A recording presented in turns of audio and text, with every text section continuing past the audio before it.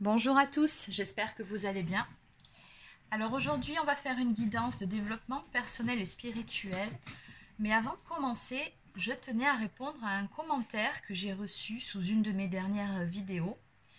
Et je pense qu'aborder ce sujet maintenant, ça reste dans le thème du développement personnel.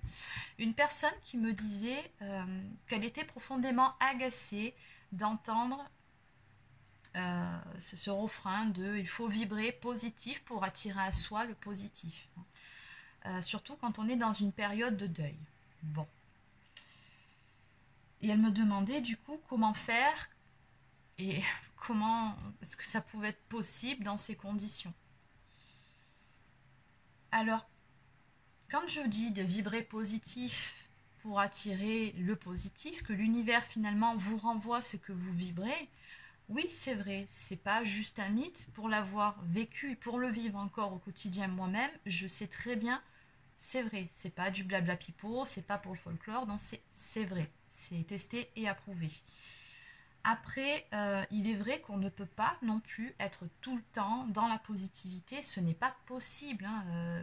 Comme vous, j'ai des jours où, ben voilà, je peux être amenée à être un peu irritée face à certaines choses, agacée, voire tristounette. Ça m'arrive aussi. Je ne suis pas tout le temps hyper positive.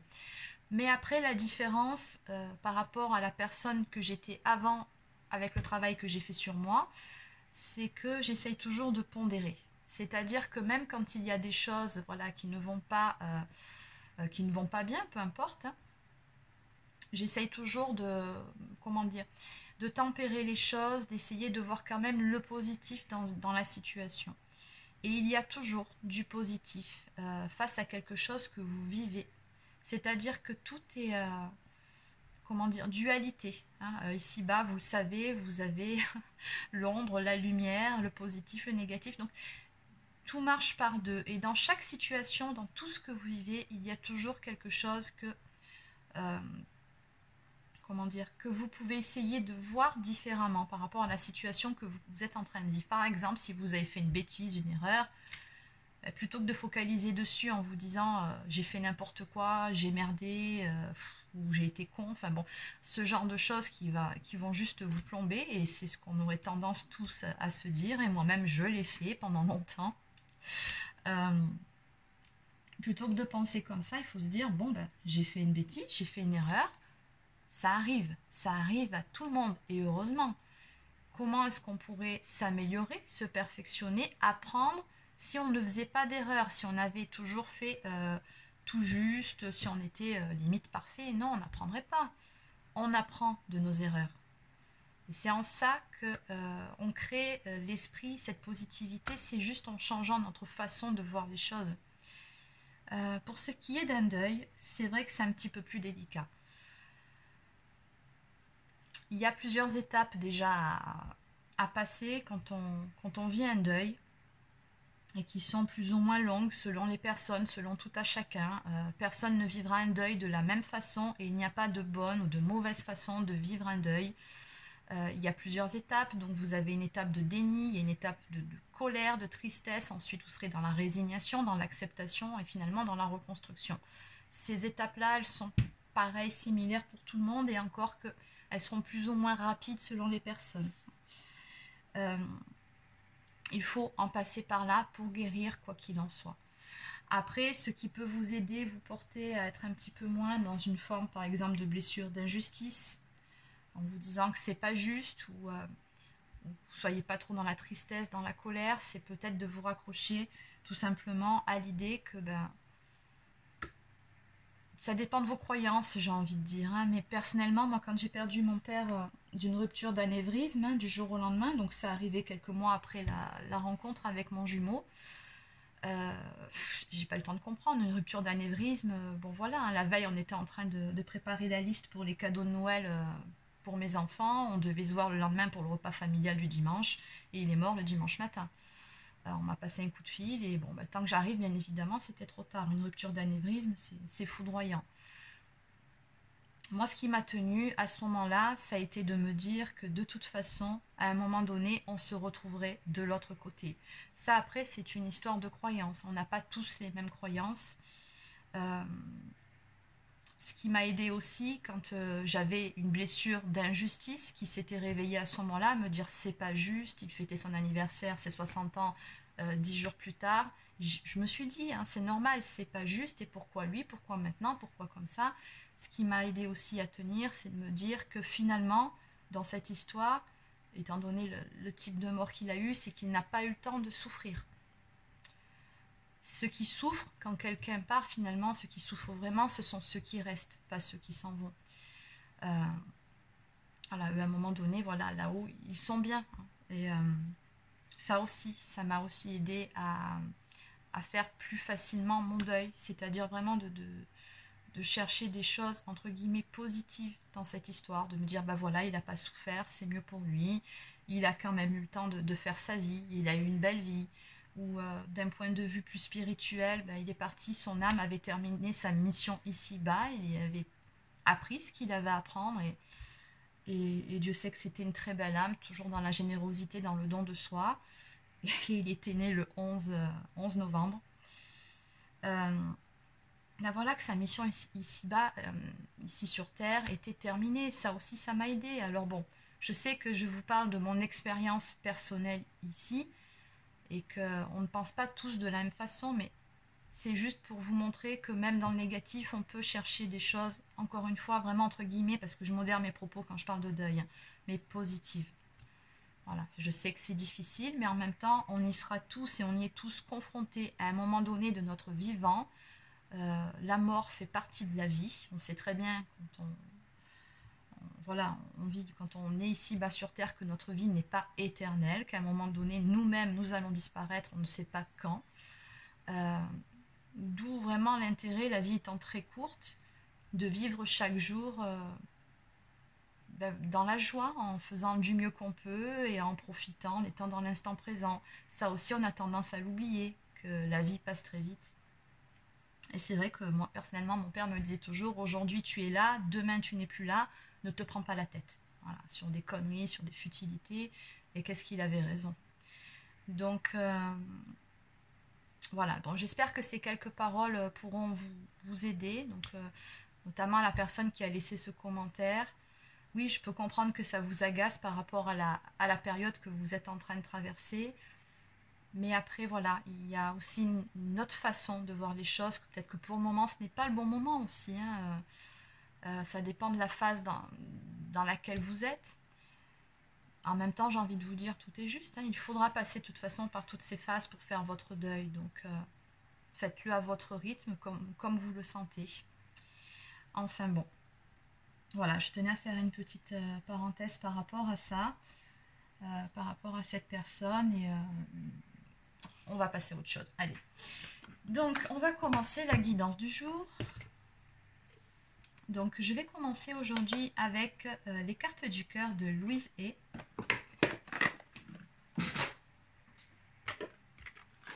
Allez.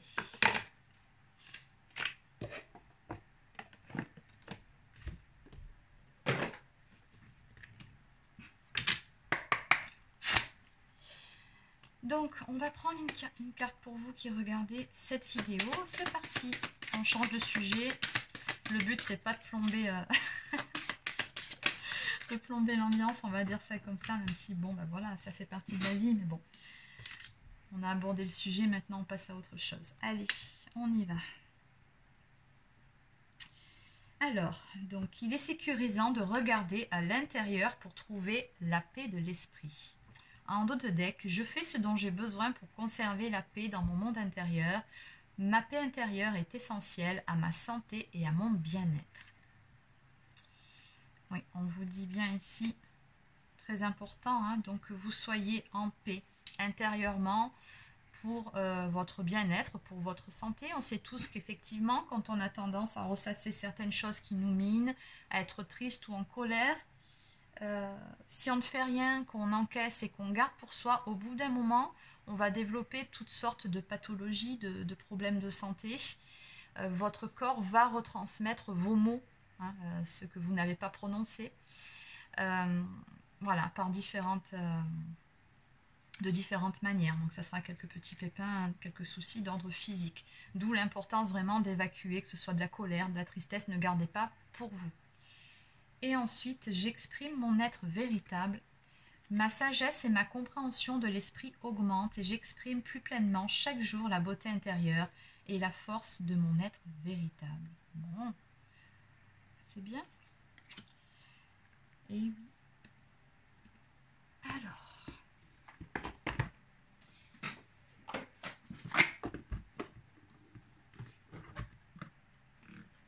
allez, on va continuer avec le chemin de l'âme.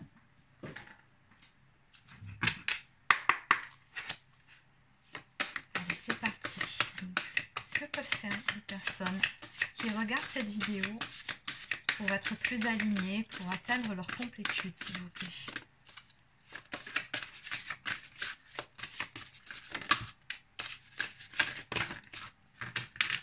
Ok, on va s'arrêter là. Oui. Il est vraiment question, je pense, sur cette guidance-là pour aujourd'hui d'apprendre à exprimer ses émotions, vraiment. Parce qu'en dos de deck, ici, on nous parle de force. J'accepte et libère ma colère. Donc, c'est bien ce que je vous disais ici par rapport à ces premières cartes. Hein, pour gagner en sagesse, pour être beaucoup mieux dans vos pompes et pour atteindre cette paix intérieure, il faut vraiment accepter les choses et apprendre à libérer ce que vous ressentez. Il n'y a pas de mal à être triste ou à être en colère, non. Si c'est ce que vous ressentez, c'est juste, mais il ne faut pas garder pour vous, il faut vraiment le libérer. Alors,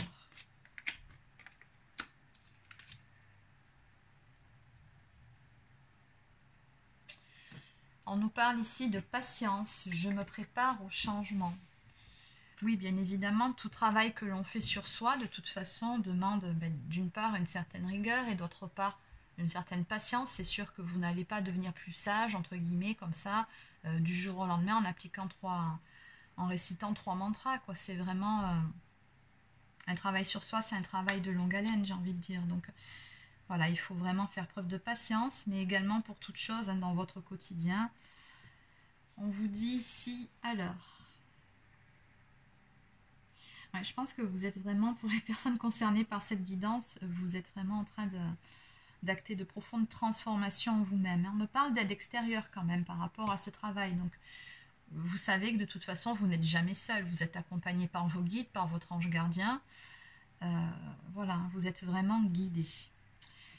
On nous parle ici d'ouvrir son cœur, hein, encore une fois, donc d'exprimer ses émotions. Et d'ouverture, je laisse entrer ma lumière. Donc accepter ce qui vient à vous, c'est toujours pareil, hein, c'est la même chose qui revient sur toutes ces cartes en fait. Sacré, je dompte mes pulsions et me dirige consciemment. Et transformation, je tourne la roue du changement. Il y a une forte notion par rapport à cette guidance d'acceptation, hein, vraiment. La vie est une succession de cycles. Il y a des hauts et il y a des bas. C'est comme ça. C'est ce qui nous permet également d'apprendre. C'est ce qui nous permet d'accepter les moments où on est bien, justement. Si on n'avait pas connu de bas, limite, on n'apprécierait plus quand tout va bien. Quand, voilà, hein, quand on n'a pas de soucis. Ou voilà, quand juste ça va, tout va bien. On est tous en bonne santé. Les personnes qu'on aime, nous-mêmes. Voilà, une période où voilà, on a des petits cadeaux de l'univers. Pourquoi pas. Il faut passer par des bas justement pour apprécier tout ça. Et on vous dit bien ici que vous êtes en pleine transformation et de vous laisser porter hein, par le cours des événements. Donc une phase de transformation, quand on fait ce travail-là sur soi, il faut accepter d'avoir des moments où vous serez beaucoup moins bien dans vos pompes, où oui, il y a des choses qui vont remonter. Alors ça peut être, comme je vous disais un peu plus tôt, de la colère refoulée, ça peut être des blessures d'âme, ça peut être certaines croyances limitantes, ça peut être du karma aussi. Et donc tout ça fait qu'à certains moments, vous pouvez vous sentir mal sans grande raison. Vous pouvez ressentir certaines émotions qui vous mettront vraiment mal à l'aise. Mais il ne faut pas les renier, au contraire, il faut les accepter, les identifier et laisser aller. Ça fait partie du chemin. Donc c'est pour ça on vous dit bien ici de laisser aller les choses pour accéder à cette transformation, à cette sagesse, comme on a dit au tout début, pour augmenter également votre taux vibratoire. Et oui. Et j'ai envie de dire également que je laisse entrer ma lumière, entrer la lumière, oui, sur vos zones d'ombre. Il faut apprendre également à aimer vos zones d'ombre. Et il faut les accepter. Et c'est ça, je pense, le plus difficile quand on fait ce travail sur soi, c'est d'apprendre à s'aimer d'un amour inconditionnel avec nos qualités, ça c'est facile, mais avec nos défauts aussi. Ça, c'est un petit peu plus compliqué. Mais bon, personne n'est parfait et nos défauts font, nos imperfections font la personne unique que nous sommes. Partant de ce principe, c'est déjà plus facile de s'accepter tel que l'on est. Allez, on va prendre une carte maintenant pour le féminin sacré. Alors, sachant que oui, on a le féminin sacré ici, le féminin sacré peut aussi être un homme. Hein.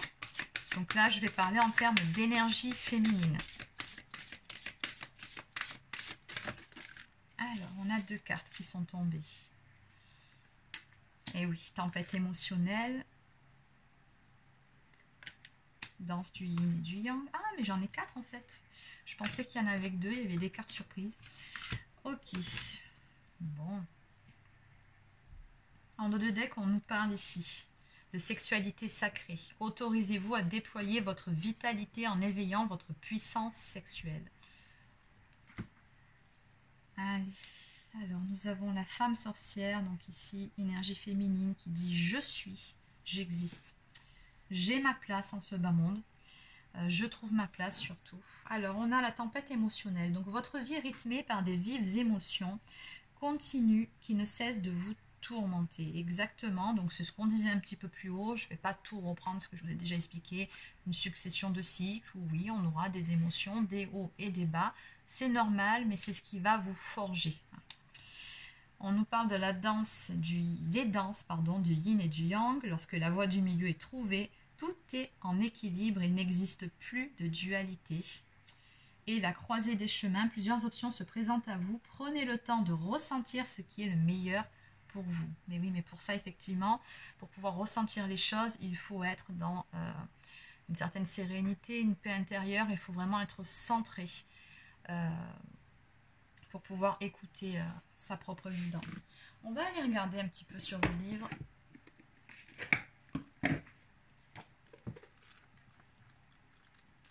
Alors, je ne vais pas tout regarder non plus, parce que sinon, si je dois tout vous lire, ça va être un petit peu redondant pour vous. On va juste regarder 2 cartes qui m'interpellent beaucoup. Donc, la 46.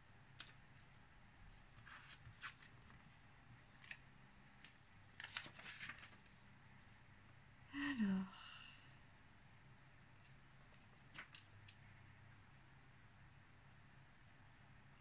il y a un atelier à faire par rapport à cette carte. Donc, je comprends pourquoi il fallait que j'aille la regarder. Donc, je vais vous proposer un petit exercice aujourd'hui, pourquoi pas, et qui m'a l'air vraiment sympa. Alors, on vous propose par rapport à cette carte, écoutez bien, parce que c'est ce que j'étais en train de vous expliquer sur vos qualités, vos défauts, vos parts d'ombre et vos parts de lumière. Prenez une feuille et notez d'un côté vos défauts et de l'autre vos qualités sur des lignes différentes. Puis trouvez les défauts de vos qualités et les qualités de vos défauts. En quelques instants, vous pourrez percevoir l'intérêt de vivre pleinement, car tout peut être positif et négatif en même temps. Tout est parfait dans l'imperfection et dans le lien lumineux des extrêmes. Notez vos ressentis dans un carnet. Donc vous voyez cet exercice-là, il est très important. Et oui, ça reprend vraiment l'état d'esprit global de ce tirage. Et puis même, je pense... la petite parenthèse qui a été faite au début, comme quoi tout est juste. Donc faites-le. Et oui, dans la vie, tout est dualité. Dans chaque chose, il y a du bon, il y a du mauvais. Et c'est ce qui crée finalement un équilibre, mais il faut accepter les deux. Pas juste un seul côté de la médaille, j'ai envie de dire. Donc faites cet exercice et vous verrez, ça va vraiment vous apporter certains éclairages, j'ai envie de dire. Alors, la pensée de cette carte, on va regarder, c'est intéressant. Je viens d'un autre monde où il n'y a pas de dualité, où il n'y a pas de séparation. Dans ce monde, les couleurs s'unissent au noir et blanc et la magie de l'équilibre s'opère. En venant sur Terre, j'ai fait le choix de jouer et de danser dans les polarités, dans les différences, dans la désunion. Je sais que ce n'est qu'une étape d'expérience qui me mènera vers une profonde sagesse. Et oui, d'où cette carte dès le début. Celle-ci, elle vous aidera beaucoup si vous êtes notamment sur un parcours de flammes jumelles aussi. Hein. Je pense à toutes les personnes qui sont sur ce parcours-là. Voilà, bon, ça parle à toute personne, hein, pas que pour les liens sacrés, mais j'ai une petite pensée ici pour les FJ. Alors, on va maintenant aller voir la carte numéro 35.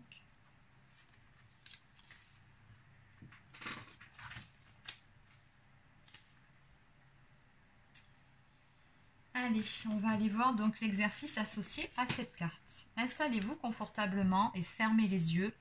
Portez votre attention sur votre respiration. Observez l'air entrer puis ressortir. Donc le mieux quand c'est comme ça, vous inspirez par le nez très profondément. Faites une pause, vous gardez et après vous expirez par la bouche. Si vous pouvez faire cet exercice-là en vous accompagnant du ventre, c'est-à-dire quand vous inspirez, vous gonflez votre ventre à bloc et quand vous expirez, vous dégonflez votre ventre, vous le rentrez et vous expirez un maximum d'air possible et puis même mieux, je vais vous dire, vous pensez à inspirer le positif et à expirer, à sortir de vous tout ce qui est négatif. Vous verrez, ça marche très très bien ça. Alors, je reprends donc la lecture. Observez l'air entrer puis ressortir. Mettez-vous à l'écoute de votre corps. Sentez-le devenir plus lourd en s'enfonçant sur votre chaise ou votre canapé. Relaxez-vous en vous libérant des tensions de vos épaules, de vos bras, de votre dos, de votre bassin, de vos cuisses, de vos genoux, de vos mollets et de vos pieds. Puis revenez vers votre visage et libérez votre mâchoire des tensions accumulées, ainsi que vos joues et votre front. Vous êtes désormais totalement détendu. À présent, centrez-vous sur votre cœur et prenez le temps d'entendre ses battements. Vous êtes désormais en harmonie avec votre intériorité. Imaginez à présent un lieu paisible. Prenez le temps de rester dans cet espace de détente absolue. Puis, en parallèle, imaginez que l'un des deux chemins proposés s'installe dans ce lieu. Vous sentez-vous bien dans cette possibilité ?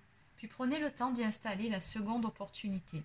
Ce chemin vous semble-t-il en adéquation avec votre bien-être intérieur ?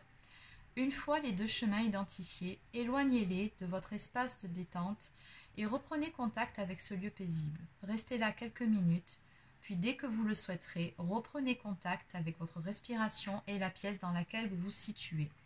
Ressentez votre corps posé dans la pièce et éveillez-le progressivement par des mouvements doux. Étirez-vous, bâillez si nécessaire et rouvrez les yeux. Notez vos ressentis dans un carnet. Donc voilà, cet exercice-là, vous pouvez le faire. Hein. Ça va vraiment vous aider à vous recentrer, à vous calmer, à vous apaiser et accessoirement à vous reconnecter à vos messages, à votre propre guidance. Il n'y a que quand vous serez dans ces moments de quiétude, de bien-être et de relaxation que vous pourrez recevoir un petit peu plus, on va dire, vos messages. On va dire ça comme ça. Bon. Allez. Oui, aujourd'hui, je vous ai fait un petit peu de lecture, mais je pense que ces exercices vont vous aider sur votre développement. Allez, on va terminer maintenant avec une carte de la loi de la résonance. Donc ça, ce sont des mantras en fait que vous pouvez réciter. Donc il faut bien regarder l'image, hein, parce que ce sont des images vibratoires. Donc vous faites un petit arrêt sur image dessus. Vous la visualisez, vous répétez plusieurs fois le mantra qui est associé. Allez, on va voir quel est le mantra du jour.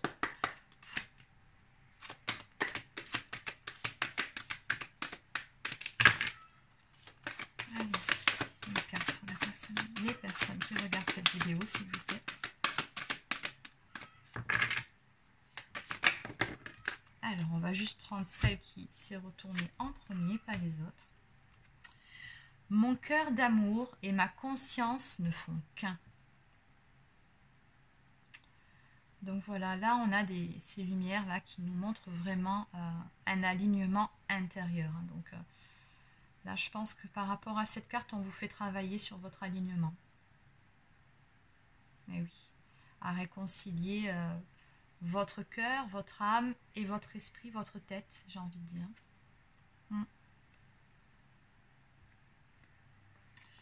Allez, on va en prendre une seconde.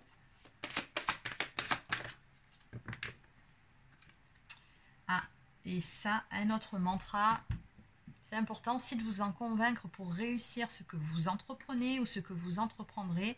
J'ai du succès. Ça aussi, vous pouvez le réciter plusieurs fois, selon si vous êtes en train d'entreprendre quelque chose, ou même peu importe, hein, c'est très bon pour la confiance en soi. Donc, je vous laisse faire arrêt sur image. Allez. Et en dos de deck, je suis heureux ou heureuse et reconnaissant d'être capable de créer un monde empli d'abondance. Et oui, votre propre pouvoir créateur. N'oubliez pas que vous êtes créateur de votre vie, de votre propre bonheur et qu'en aucun cas vous ne devez laisser cette responsabilité d'être heureux à quelqu'un d'autre qu'à vous-même. Allez, on va prendre une petite prière aux anges pour faire le plein d'amour.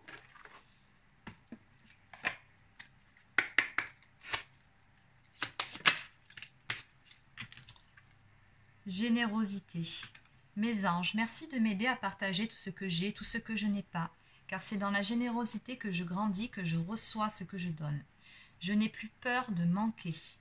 Je n'ai plus peur d'offrir aux autres ce que je suis par crainte de souffrir en retour. Et oui. Je suis la générosité, je mérite la générosité et la prédiction associée à cette carte. Laisse ta carapace se fissurer et exprime tes sentiments. Bon. Ça parlera très probablement à certaines personnes d'entre vous. On va maintenant prendre une carte du petit oracle des anges.